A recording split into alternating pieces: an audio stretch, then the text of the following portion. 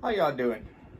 So yesterday I was at Walmart and I came across a book that I have been looking for a while.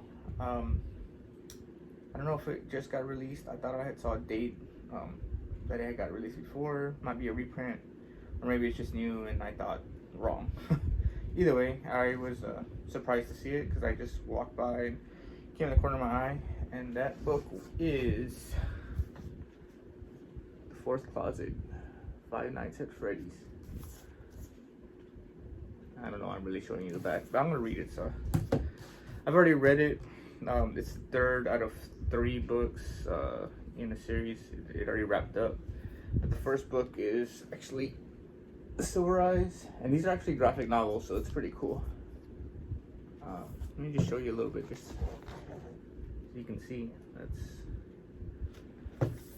Graphic novels are a lot easier to read, of course, and I enjoy the pictures. Because I do have other video game books, but it's just, this is the second book, the Twisted Ones. I do have other video game books, like I was saying, and they're harder to read because there's no pictures, and they're just long, and so I've yet to actually get through them. They're just there. But I actually was able to complete this whole, I read this one all last night, real fast. So let me just read the back of them for you, starting with the first one.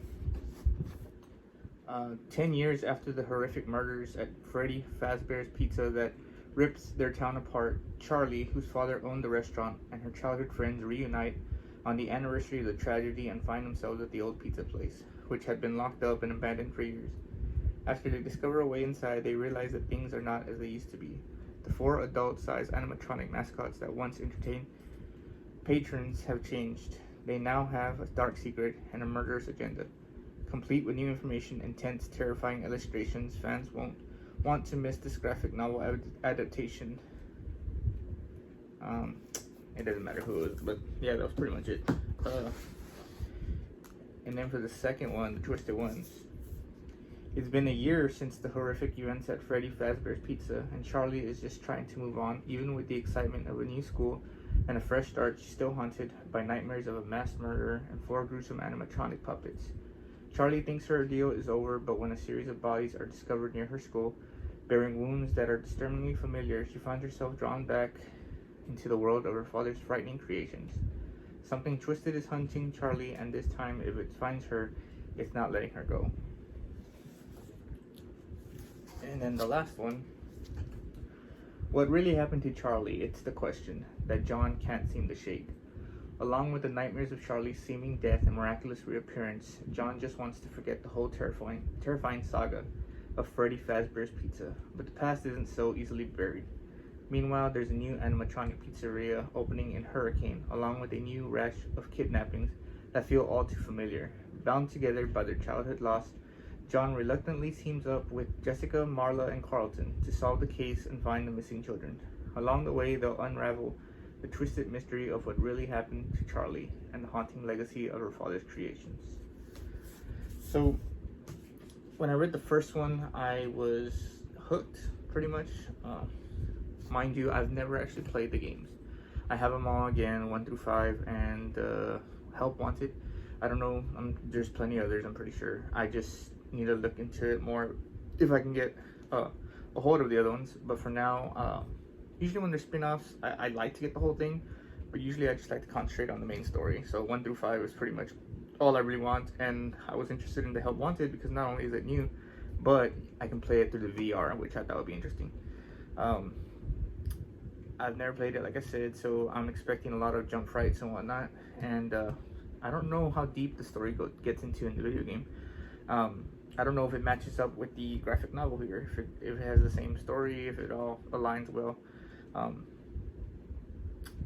don't know if I should really go into the book's whole story, but what I will say is that I was not expecting that ending, honestly. So like I said, the first book got me, and the second one was still interesting, and then the third one was okay. It was just that ending that I'm not sure if I liked it or not. So I just gotta play the games and see what lines up and what doesn't. That way, just to have a better understanding of it.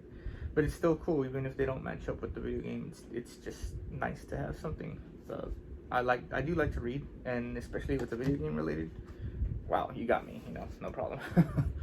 So that was pretty much it. I just wanted to show that I got that book and that I was able to read it all, so it's finally able to complete that.